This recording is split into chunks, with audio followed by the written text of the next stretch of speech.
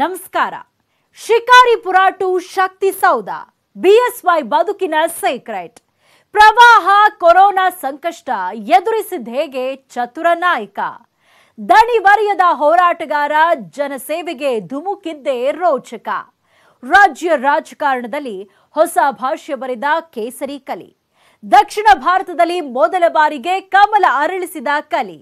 ಜನಸೇವೆಗಾಗಿಯೇ ತನ್ನ ಜೀವನವನ್ನ ಮುಡಿಪಿಟ್ಟ ಜನನಾಯಕ. ಇದುವೇ ಹೊತ್ತಿನ ಫೋಕಸ್ 18 ರಾಜಾ ಹುಲಿ. ನಾನು ಸೌಮ್ಯ ಮಳಲಿ. ಶಿಕಾರಿಪುರ ಟು ಶಕ್ತಿ ಸೌಧ, ಬಿಎಸ್ವೈ ಬದುಕಿನ ಸೀಕ್ರೆಟ್.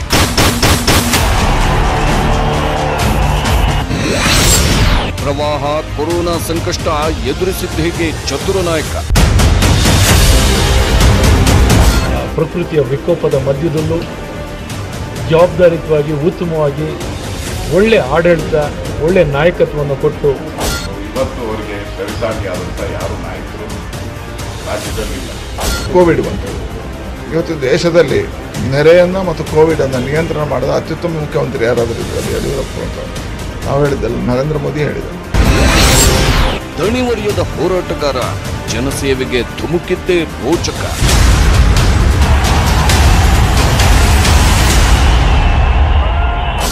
ಬಿಎಸ್ವೈ ಬೂಕನಕೆರೆಯ ಸಿದ್ದಲಿಂಗೇಶ್ವರ ಯಡಿಯೂರಪ್ಪ, ರಾಜಕೀಯ ರಣಾಂಗಣದ ಭೀಷ್ಮ. ರಾಜ್ಯ ರಾಜಕಾರಣಕ್ಕೆ ಹೊಸ ಸೂತ್ರ ಬರೆದ ಶಿಕಾರಿ ವೀರ. ರಾಜ್ಯದಲ್ಲಿ ಕಮಲಕೋಟೆ ಕಟ್ಟಿ ಬೆಳೆಸಿದ ಕಮಲಾಧಿಪತಿ. ಕೊಟ್ಟ ಮಾತನ್ನು ಈಡೇರಿಸುವ ಶಪಥವೀರ. ರಾಜ್ಯ ಕಂಡ ಧೀಮಂತ ನಾಯಕ, ನಾಡಿನ ಹೆಮ್ಮೆಯ ಮುಖ್ಯಮಂತ್ರಿ. 78ನೇ ವಸಂತದಿಂದ 79ನೇ ವರ್ಷಕ್ಕೆ ಕಾಲಿಟ್ಟಿದ್ದಾರೆ. ರಾಜ್ಯವನ್ನ ಯಶಸ್ವಿಯಾಗಿ ಮುನ್ನಡೆಸುತ್ತಿರುವ ಕೇಸರಿ ಕಲಿ. ಕಮಲ ಸಾಮ್ರಾಜ್ಯದ ಯಜಮಾನ 79ರ ವಯಸ್ಸಿನಲ್ಲಿಯೂ ಅದೇ ಜೀವನೋತ್ಸಾಹದಲ್ಲಿ ಮುನ್ನುಗ್ಗುತ್ತಿದ್ದಾರೆ.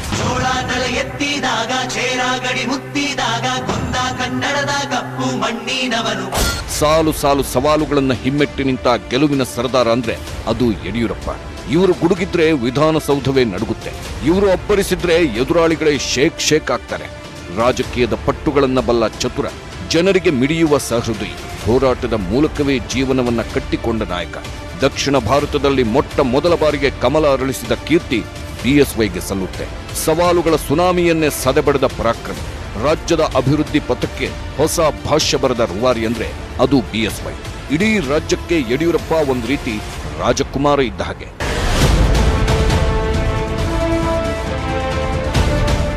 ಯಡಿಯೂರಪ್ಪ ಅಂದ್ರೆ ರಾಜಾಹುಲಿ. ರಾಜ್ಯ ರಾಜಕೀಯದಲ್ಲಿ ಬಿಎಸ್ವೈಗೆ ಅವರದ್ದೇ ಆದ ಖದರಿದೆ, ಪವರ್ ಇದೆ. ಸದಾ ಜನಸೇವೆಗಾಗಿಯೇ ತಮ್ಮ ಜೀವನವನ್ನ ಮುಡಿಪಾಗಿಟ್ಟಿರೋ ಸಾರಥಿ. ಶಿಕಾರಿಪುರದ ಅಕ್ಕಿ ಮಿಲ್ನಿಂದ ಬದುಕಿನ ಪಯಣ ಆರಂಭಿಸಿದ ಬಿಎಸ್ವೈ 4ನೇ ಬಾರಿ ಕರ್ನಾಟಕದ ಸಿಎಂ ಸಿಂಹಾಸನ ಏರುವ ಮೂಲಕ ಹೊಸ ದಾಖಲೆ ಬರೆದಿದ್ದಾರೆ.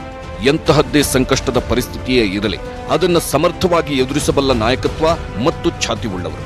ಹಾಗಾದ್ರೆ ಮಂಡ್ಯದ ಬೂಕನಕೆರೆಯಲ್ಲಿ ಹುಟ್ಟಿ ಶಿಕಾರಿಪುರದಲ್ಲಿ ಪಕ್ಷ ಕಟ್ಟಿ ಶಕ್ತಿ ಸೌಧದಲ್ಲಿ ಅಧಿಕಾರದ ಗದ್ದುಗೆ ಏರಿದ ಛಲದಂಕಮಲ್ಲನ ಜೀವನಗಾಥೆ ಯಾವ ರೀತಿ ಇತ್ತು ಅನ್ನೋದನ್ನ ನಾವು ತೋರಿಸ್ತೀವಿ. ಫೆಬ್ರವರಿ 27, 1943ರಂದು ಮಂಡ್ಯ ಜಿಲ್ಲೆಯ ಕೆಆರ್ಪೇಟೆ ತಾಲೂಕಿನ ಬೂಕನಕೆರೆಯಲ್ಲಿ ಬಿಎಸ್ವೈ ಹುಟ್ಟಿದರು.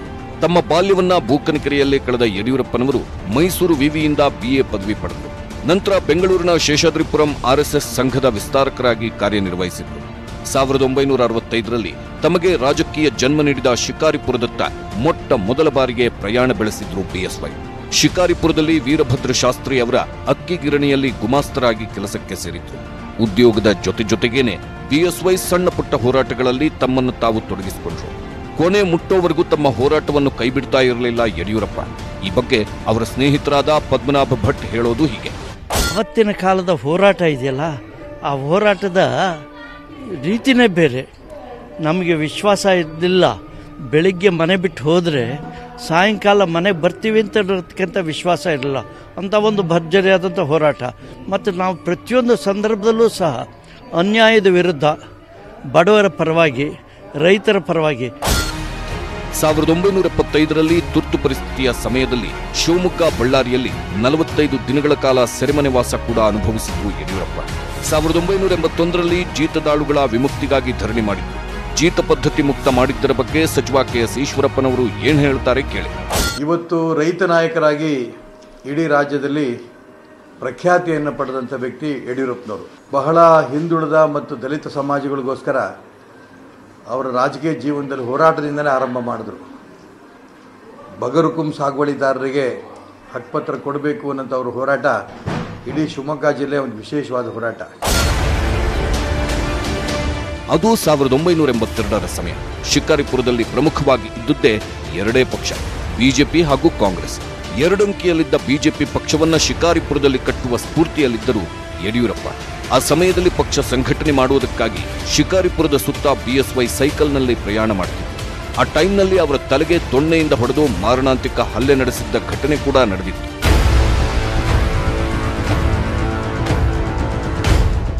ಬಿಎಸ್ವೈ ಅವರ ಹೋರಾಟದ ಹಾದಿ ಬಗ್ಗೆ ಹೇಳ್ತಾ ಹೋದ್ರೆ ಲಿಸ್ಟ್ ಮುಗಿಯೋದೇ ಇಲ್ಲ ಅನ್ಸುತ್ತೆ.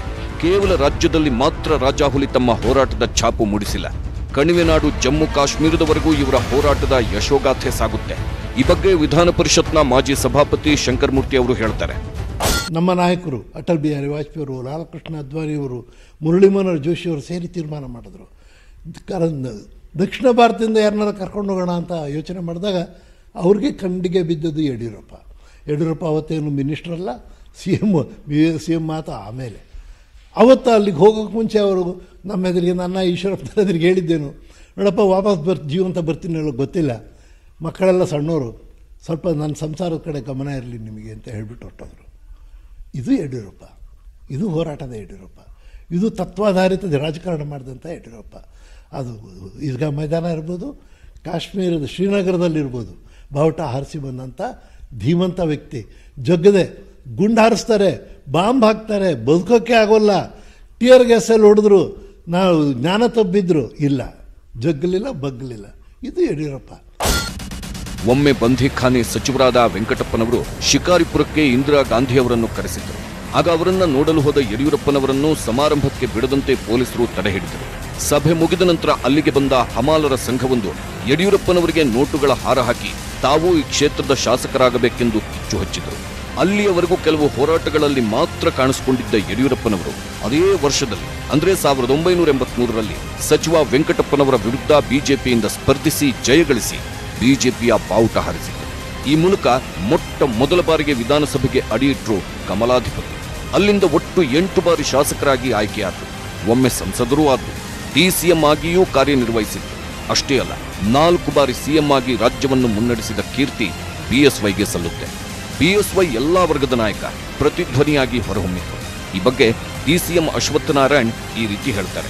ನಾಡು ಕಂಡಂತ ಒಂದು ಅತಿ ಉತ್ತಮ ನಾಯಕರು, ರೈತ ನಾಯಕರು, ಕಾರ್ಮಿಕ ನಾಯಕರು, ದೀನ ದಲಿತರ ನಾಯಕರು, ಎಲ್ಲ ವರ್ಗದ ಎಲ್ಲ ಜನತೆಗೂ ಸಲ್ಲುವಂಥ ಒಬ್ಬ ನಾಯಕ ತನ್ನ ಹೋರಾಟದ ಮೂಲಕನೇ ಒಂದು ರಾಜಕೀಯ ಕ್ಷೇತ್ರಕ್ಕೆ ಪ್ರವೇಶವನ್ನು ಮಾಡಿ ಸತತವಾಗಿ ಎಲ್ಲ ಕಾಲದಲ್ಲೂ ಹೋರಾಟದ ಮೂಲಕ ಜನರಿಗೆ ನ್ಯಾಯವನ್ನು ಒದಗಿಸಲಿಕ್ಕೆ ಸತತವಾಗಿ ದುಡಿದು ಅವರ ಭಾವನೆಗೆ ಮತ್ತು ಅವರ ಪ್ರತಿಧ್ವನಿಯಾಗಿ, ಅವರ ಧ್ವನಿಯಾಗಿ ಕಾರ್ಯನಿರ್ವಹಿಸಿರುವಂಥ. ಪ್ರವಾಹ ಪರಿಸ್ಥಿತಿ ಎದುರಿಸಿದ ರಾಜಾಹುಲಿ ಬಿಎಸ್ವೈ ಬಿಜೆಪಿಯನ್ನು ಯಾವ ರೀತಿ ಅಧಿಕಾರಕ್ಕೆ ತಂದ್ರು ಅನ್ನೋದು ಈಗ ಇತಿಹಾಸ. ಆ ಬಗ್ಗೆನೂ ನಿಮಗೆ ಇನ್ ಡಿಟೇಲ್ ಆಗಿ ಹೇಳ್ತೀನಿ. ಕೇವಲ ಹೋರಾಟದ ದಿನಗಳಲ್ಲಿ ಮಾತ್ರವಲ್ಲ, ಸಿಎಂ ಆದ್ಮೇಲೂ ಕೂಡ ಛಲದಂಕಮಲ್ಲ ಸವಾಲುಗಳ ಸುನಾಮಿಯನ್ನೇ ಈಜಿ ದಡ ಸೇರಿದ್ದಾರೆ. 2008ರಲ್ಲಿ ಮುಖ್ಯಮಂತ್ರಿ ಆಗಿದ್ದಾಗಲೂ ಉತ್ತರ ಕರ್ನಾಟಕದಲ್ಲಿ ಭಾರೀ ಪ್ರವಾಹದ ಪರಿಸ್ಥಿತಿ ನಿರ್ಮಾಣವಾಗಿತ್ತು. ಆಗ ದಣಿವರಿಯದ ಸಿಎಂ ಕಾಲಿಗೆ ಚಕ್ರ ಕಟ್ಟಿಕೊಂಡು ಉತ್ತರ ಕರ್ನಾಟಕ ಪ್ರವಾಸ ಮಾಡಿದರು. ಮನೆ ಕಳೆದುಕೊಂಡವರಿಗೆಲ್ಲ ಶಾಶ್ವತ ಸೂರು ಕಲ್ಪಿಸಿದರು.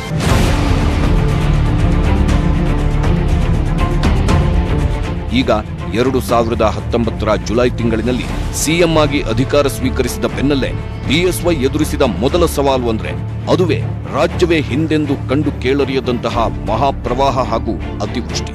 ಇಡೀ ರಾಜ್ಯ ಮಹಾಪ್ರವಾಹದಿಂದ ತತ್ತರಿಸಿತ್ತು. ಆಗ ಕ್ಯಾಬಿನೆಟ್ ಕೂಡ ರಚನೆಯಾಗಿರಲಿಲ್ಲ. ಇಳಿ ವಯಸ್ಸಿನಲ್ಲಿಯೂ ಕೂಡ ಬಿಎಸ್ವೈ ಏಕಾಂಗಿಯಾಗಿ ಇಡೀ ರಾಜ್ಯದ ಪ್ರವಾಸ ಮಾಡಿದ್ರು. ಒನ್ ಮ್ಯಾನ್ ಆರ್ಮಿ ರೀತಿ ಪ್ರವಾಹ ಪರಿಸ್ಥಿತಿಯನ್ನ ಸಮರ್ಥವಾಗಿ ನಿಭಾಯಿಸಿದ್ರು.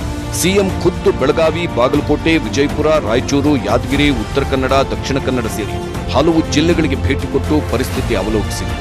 ಹೆಸರಿಗೆ ತಕ್ಕಂತೆ ಜನನಾಯಕನಾಗಿಯೇ ಜನರ ಸೇವೆ ಮಾಡಿ ಎಲ್ಲರ ಮೆಚ್ಚುಗೆಗೆ ಪಾತ್ರರಾದರು.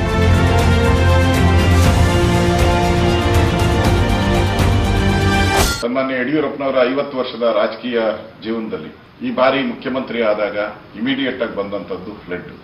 ಅವರ ವಯಸ್ಸನ್ನ ಚಿಂತನೆ ಮಾಡದೆ ಫ್ಲಡ್ ಆದಂತ ಜನಗಳನ್ನ ಸಾಂತ್ವನ ಹೇಳುವಂಥದ್ದು, ದೇಶದಲ್ಲೇ ಒಂದು ಮಾದರಿಯಾದಂಥ ಒಂದು ಪ್ಯಾಕೇಜ್ ಅನ್ನ ಕೊಡೋ ಮುಖಾಂತರ ಬಡವರ ಮನೆ ಕಟ್ಟುವಂಥದ್ದಕ್ಕೆ 5 ಲಕ್ಷ ರೂಪಾಯಿ ಹಣವನ್ನ ಕೊಟ್ಟಿರ್ತಕ್ಕಂಥದ್ದು, ಇದು ಕೂಡ ದಾಖಲೆ. ಮತ್ತು ಆ ಜನಗಳಿಗೆ ಆ ಫ್ಲಡ್ ಆದಂಥ ಸಂದರ್ಭ ಸ್ಥಳಾಂತರ ಮಾಡುವಂಥದ್ದು, ಎಲ್ಲದರಲ್ಲೂ ಮುಂಚೂಣಿಯಲ್ಲಿ ನಿಂತು ಆ ಒಂದು ಪ್ರವಾಹ ಪೀಡಿತ ಜನಗಳ ಸಹಾಯಕ್ಕೆ ಬಂದಂಥವರು ಯಡಿಯೂರಪ್ಪನವರು. 118 ವರ್ಷಗಳಲ್ಲಿ ಅತಿ ಹೆಚ್ಚು ಸರಾಸರಿ ಮಳೆ ದಾಖಲಾಗಿತ್ತು. ಜನರ ಬದುಕು ಅಕ್ಷರಶಃ ಛಿದ್ರವಾಗಿತ್ತು. 25 ಜಿಲ್ಲೆಗಳ 119 ತಾಲೂಕುಗಳನ್ನು ಪ್ರವಾಹ ಪೀಡಿತ ಅಂತ ಘೋಷಿಸಲಾಯಿತು. ಆಗ ತಕ್ಷಣಕ್ಕೆ ಕಾರ್ಯಪ್ರವೃತ್ತರಾದ ಸಿಎಂ ಬಿಎಸ್ವೈ ಜನರನ್ನು ಹಾಗೂ ಜಾನುವಾರುಗಳನ್ನು ಸ್ಥಳಾಂತರ ಮಾಡಿಸಿ ಪರಿಹಾರ ಕಾರ್ಯಗಳನ್ನು ಪರಿಶೀಲಿಸಿ ಅಧಿಕಾರಿಗಳಿಗೆ ಮಾರ್ಗದರ್ಶನ ನೀಡಿದರು. ಕ್ಷಿಪ್ರಗತಿಯಲ್ಲಿ ಪಾರದರ್ಶಕ ಪರಿಹಾರ ವಿತರಣೆಗೆ ಕ್ರಮ ಕೈಗೊಳ್ಳಲಾಯಿತು. ಕೇಂದ್ರ ಸರ್ಕಾರದಿಂದ 1868 ಕೋಟಿ ರೂಪಾಯಿ ಪರಿಹಾರ ಕೊಡಿಸುವಲ್ಲಿ ಬಿಎಸ್ವೈ ಯಶಸ್ವಿಯಾದರು. ಪರಿಹಾರ ವಿತರಣೆ, ಮೂಲಸೌಕರ್ಯ ದುರಸ್ತಿ ಮತ್ತಿತರ ಪರಿಹಾರ ಕಾರ್ಯಗಳಿಗೆ ರಾಜಾಹುಲಿ ಸರ್ಕಾರ 6108 ಕೋಟಿ ರೂಪಾಯಿ ಮಂಜೂರು ಮಾಡಿತು. ಸಿಎಂ ಕಾರ್ಯವೈಖರಿ ಬಗ್ಗೆ ಸಚಿವ ಆರ್ ಶಂಕರ್ ಹೆಮ್ಮೆಯ ಮಾತುಗಳನ್ನಾಡಿದ್ದಾರೆ. ಅದು ಈ ಬಾರಿ ಅಂತೂ ಮುಖ್ಯಮಂತ್ರಿ ಆದ ಕೆಲವೇ ದಿನಗಳಲ್ಲಿ ಪ್ರವಾಹ ಒಂದು ಕಡೆ ಇಡೀ ವಿಶ್ವದಲ್ಲಿ ಪ್ರಪಂಚದಲ್ಲೇ ಕಾಡಿರತಕ್ಕಂಥ ಕೊರೋನಾ ಮಹಾಮಾರಿ ಇವೆಲ್ಲನ್ನ ಸಮರ್ಪಕವಾಗಿ ಎದುರಿಸಿ ದಿಟ್ಟತನದಿಂದ ಅವರು ರಾಜಕಾರಣ ಮಾಡ್ತಕ್ಕಂಥದ್ದು ಮಾದರಿ ಅಂತಕ್ಕಂಥದ್ದನ್ನ ನಾನು ಹೇಳಲಿಕ್ಕೆ ಬಯಸ್ತೇನೆ. ಜೊತೆಗೆ ಅವರು ಕೊಟ್ಟ ಮಾತಿನಂತೆ ನಡ್ಕೊಳ್ತಕ್ಕಂಥ ಕೀರ್ತಿಗೆ ಅವರು ಪಾತ್ರರಾಗಿದ್ದಾರೆ. ಕೊರೋನಾ ಎದುರಿಸುವಲ್ಲಿ ರಾಜ್ಯವೇ ನಂಬರ್ 1. ಕಳೆದ ವರ್ಷ ಇಡೀ ಜಗತ್ತನ್ನೇ ಆಕ್ರಮಿಸಿಕೊಂಡ ಕೊರೋನಾ ಎಂಬ ಹೆಮ್ಮಾರಿ ಇಡೀ ಮನುಕುಲವನ್ನೇ ಹಿಂಡಿ ಹಿಪ್ಪೆ ಮಾಡಿತ್ತು. ಇದಕ್ಕೆ ರಾಜ್ಯ ಕೂಡ ಹೊರತಾಗಿರಲಿಲ್ಲ. ಒಮ್ಮೆಲೆ ಘೋಷಿಸಿದ ಲಾಕ್ಡೌನ್ನಿಂದ ಜನರ ಬದುಕು ಅತಂತ್ರವಾಗಿ ಹೋಯಿತು. ಕಾರ್ಮಿಕರು, ದಿನಗೂಲಿ ನೌಕರರಂತೂ ಬೀದಿಗೆ ಬಿದ್ದಿದ್ರು. ಕೊರೋನಾ ಟೈಮ್ನಲ್ಲಿ ಇಡೀ ರಾಜ್ಯವೇ ಸ್ತಬ್ಧವಾಗಿತ್ತು. ಆ ಟೈಮ್ನಲ್ಲಿ ಕೊರೋನಾ ಪರಿಸ್ಥಿತಿಯನ್ನ ಎದೆಗುಂದದೆ ಸಮರ್ಥವಾಗಿ ದಿಟ್ಟತನದಿಂದ ನಿಭಾಯಿಸಿದ್ರು ಬಿಎಸ್ವೈ. ಕೊರೋನಾ ನಿರ್ವಹಣೆಯಲ್ಲಿ ಕರ್ನಾಟಕ ರಾಜ್ಯ ಇಡೀ ದೇಶಕ್ಕೆ ಮಾದರಿಯಾಗಿದೆ. ಇದಕ್ಕೆ ಬಿಎಸ್ವೈ ಅವರ ಸಮರ್ಥ ನಾಯಕತ್ವವೇ ಪ್ರಮುಖ ಕಾರಣ. ಸ್ವತಃ ಪ್ರಧಾನಿ ಮೋದಿಯವರು ಯಡಿಯೂರಪ್ಪನವರ ಕಾರ್ಯವನ್ನು ಶ್ಲಾಘಿಸಿದ್ರು. ಲಾಕ್ಡೌನ್ ಟೈಮ್ನಲ್ಲಿ 2272 ಕೋಟಿ ರೂಪಾಯಿಗಳ ಪ್ಯಾಕೇಜ್ ಘೋಷಿಸಿ ಎಲ್ಲ ವರ್ಗಗಳ ಪರವಾಗಿ ನಿಂತು ಬಿಎಸ್ವೈ ಸರ್ಕಾರ. ಕೋವಿಡ್ ಕೇರ್ ಸೆಂಟರ್ ನಿರ್ಮಾಣ ಮಾಡಿರೋದು, ಇಡೀ ದೇಶದಲ್ಲಿಯೇ ಅತಿ ಹೆಚ್ಚು ಕೊರೋನಾ ಪರೀಕ್ಷೆ ಮಾಡಿದ್ದು ಅಂದ್ರೆ ಅದು ನಮ್ಮ ರಾಜ್ಯದಲ್ಲಿಯೇ. ಹಾಗೆ ಜನರಿಗೆ ಯಾವುದೇ ರೀತಿ ತೊಂದರೆಯಾಗದಂತೆ ಇರೋ ರೀತಿ ನೋಡಿಕೊಳ್ಳಲು ಆಹಾರ ವ್ಯವಸ್ಥೆ ಮಾಡಲಾಯಿತು. ಕೋವಿಡ್ ಬಂತು. ಇವತ್ತು ದೇಶದಲ್ಲಿ ನೆರೆಯನ್ನ ಮತ್ತು ಕೋವಿಡ್ ಅನ್ನು ನಿಯಂತ್ರಣ ಮಾಡಿದ ಅತ್ಯುತ್ತಮ ಮುಖ್ಯಮಂತ್ರಿ ಯಾರಾದರೂ ಇದ್ರೆ ಅದು ಯಡಿಯೂರಪ್ಪ ಅಂತ ನಾವು ಹೇಳಿದ್ದಲ್ಲ, ನರೇಂದ್ರ ಮೋದಿ ಹೇಳಿದ್ದಾರೆ. ಈಗ ಸವಾಲಿನ ಮಧ್ಯೆ ಆಡಳಿತ ಮಾಡ್ತಕ್ಕಂಥದ್ದು ಅವರಿಗೊಂದು ಚಾಕಚಕ್ಯತೆ ಇದೆ. ಬಿಎಸ್ವೈ ಅವರ ರಾಜಕೀಯ ಜೀವನ ಎಂದೂ ಸುಗಮವಾಗಿರಲಿಲ್ಲ. ಯಾವಾಗಲೂ ಕಲ್ಲು ಮುಳ್ಳಿನ ಹಾದಿಯಿಂದಲೇ ಕೂಡಿತ್ತು. ಅವರು ಶಾಸಕನಾದಾಗಿನಿಂದ ಹಿಡಿದು ಸಿಎಂ ಆಗುವವರೆಗಿನ ಪಯಣ ಹಲವು ತಿರುವುಗಳಿಂದ ಕೂಡಿತ್ತು. ಆದರೂ ಕೂಡ ಅವರೆಂದೂ ಸವಾಲುಗಳಿಂದ ಪಲಾಯನ ಮಾಡಿದವರಲ್ಲ. ಯಾವಾಗಲೂ ಜನಸೇವೆಗಾಗಿ, ಅಭಿವೃದ್ಧಿಗಾಗಿಯೇ ತಮ್ಮ ಜೀವನವನ್ನ ಮುಡಿಪಾಗಿಟ್ಟಿದ್ದಾರೆ.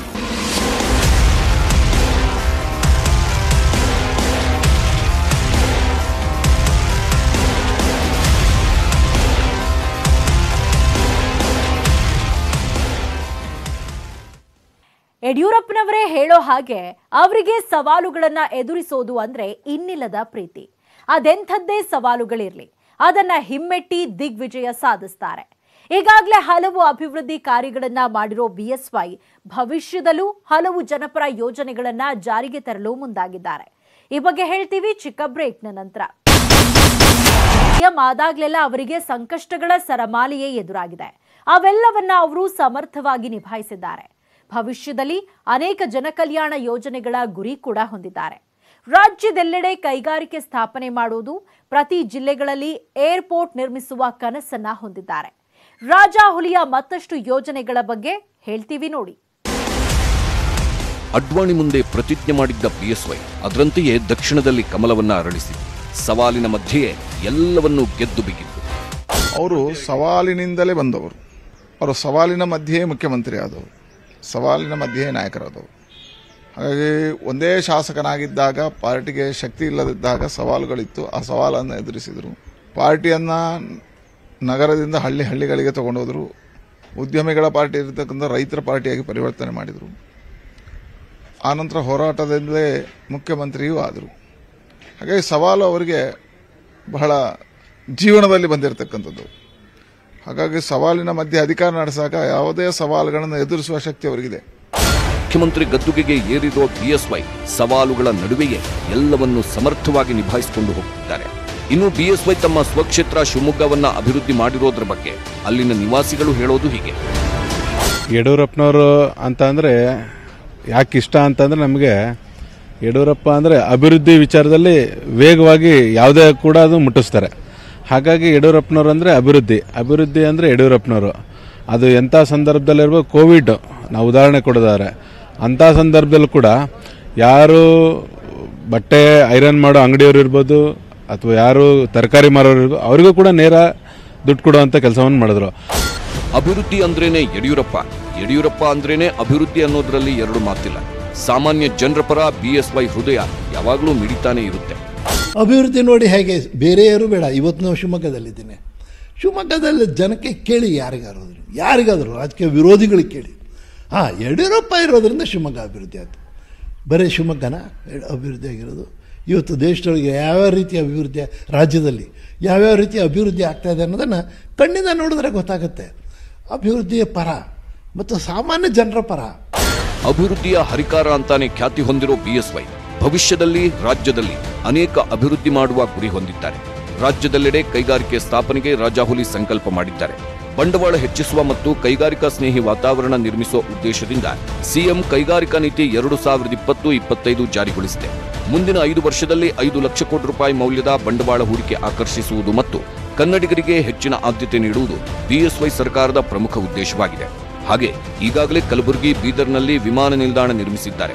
ಶಿವಮೊಗ್ಗ, ವಿಜಯಪುರ ಏರ್ಪೋರ್ಟ್ ಕೆಲಸಕ್ಕೂ ಚಾಲನೆ ಕೊಟ್ಟಿದ್ದಾರೆ. ಇಷ್ಟೇ ಅಲ್ಲ, ಪ್ರತಿ ಜಿಲ್ಲೆಯಲ್ಲೂ ಏರ್ಪೋರ್ಟ್ ನಿರ್ಮಿಸುವ ಹೆಬ್ಬಯಕೆ ಹೊಂದಿದ್ದಾರೆ ಕೇಸರಿಕಲಿ. ಇನ್ನು ಈ ಬಾರಿಯ ಬಜೆಟ್ನಲ್ಲೂ ಅನೇಕ ಅಭಿವೃದ್ಧಿಪರ ಯೋಜನೆಗಳಿಗೆ ಚಾಲನೆ ನೀಡೋಕೆ ಎಲ್ಲ ಪ್ಲಾನ್ ಮಾಡಿಕೊಂಡಿದ್ದಾರೆ ಬಿಎಸ್ವೈ. ರಾಜ್ಯ ರಾಜಕಾರಣದಲ್ಲಿ ಹೊಸ ಭಾಷ್ಯ ಬರೆದ ಸಾರಥಿ, ಸದಾ ಜೀವನೋತ್ಸಾಹಿ, ಅಭಿವೃದ್ಧಿಯ ಶಿಕಾರಿ ವೀರ 79ನೇ ವಯಸ್ಸಿಗೆ ಕಾಲಿಟ್ಟಿದ್ದಾರೆ. ಬಿಎಸ್ವೈ ಅವರಿಗೆ ದೇವರು ಆಯುಷ್ಯ, ಆರೋಗ್ಯ ಕರುಣಿಸಲಿ. ರಾಜಾಹುಲಿ ದಿ ಲೀಡರ್ ಇನ್ನಷ್ಟು ಅಭಿವೃದ್ಧಿ ಕಾರ್ಯಗಳನ್ನ ಮಾಡಲಿ ಅನ್ನೋದು ನಮ್ಮ ಆಶಯ.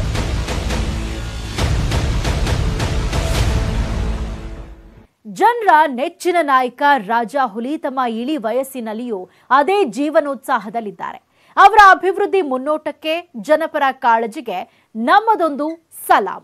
ಇದಾಗಿತ್ತು ಈ ಹೊತ್ತಿನ ಫೋಕಸ್ 18. ನೋಡ್ತಾ ಇರಿ ನ್ಯೂಸ್ 18 ಕನ್ನಡ. ಜಾಲ ನಮ್ಮದು, ಬಲ ನಿಮ್ಮದು.